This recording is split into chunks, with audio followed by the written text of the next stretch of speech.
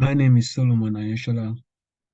I'm here to make a presentation of my ML for robotics coursework. So we have theory codes, and for the first program, we're trying to perform experiment on learning inverse kinematic transformation of a two-joint robot arm using the MLP regressor from SCIKIT Learn. So for this code, we imported the required libraries, defined our required functions, defined our class and the constructor and all the other functions that are required. So for the first test, perform the MLP regressor using the default setting and using 1000 train, 1000 data sets for the train and 100 for the testing, for the training and for the testing. And I got the efficiency of 0.948 using the default MLP regressor testing. Then I plotted the arm, I changed the angles, the joint angles to this, change it again to this and plotted it out, just playing around in joint angles. And then we changed some parameters of the MLP regressor, which is the hidden layer and the activation functions to ReLU. And I got a better um a better accuracy. I changed the parameters again, I got this accuracy. So I used nested for loop to change different parameters to get different values all at the same time, different combination of parameters and different values.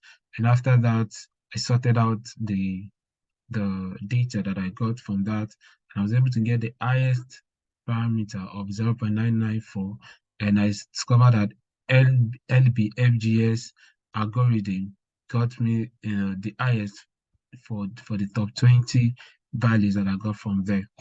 And then I tried to change the train data and the test data. I increased them and I increased the joint ranges. And I got very, very different values from the first test. This was even quite, a lot lower than the first test. But in order to justify what went wrong, I overfit you know, the uh, the joint ranges, and I discovered that I got even better values from the first test, which shows that it was the increase in joint ranges that caused these lower values. So I did a scatter plot to I first test the and the errors. Yeah, test the errors and using different angles, and then I did scatter plot of the first and the second test to show how different the results are. Scatter plot of this, see this close to 1, why this, everything is less than 0.7. So second code, um, for the second code, you're trying to perform PCA and classify. Basically, the end goal is to classify a particular data set that we were given. And so for the first test, I used the default MLP classifier and I got this accuracy. I tried to change some of the MLP classifier setting, the hidden layer, change the activation function, change a couple of things, and I got quite almost the same accuracy.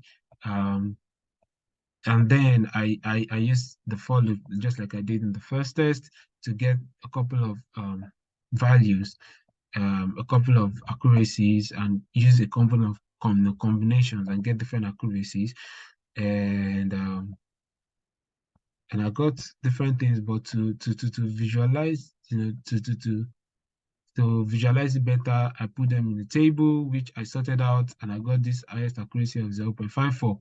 And after that, I, performed PCA before doing my classification, uh, and perform PCA before doing the classification on the data set.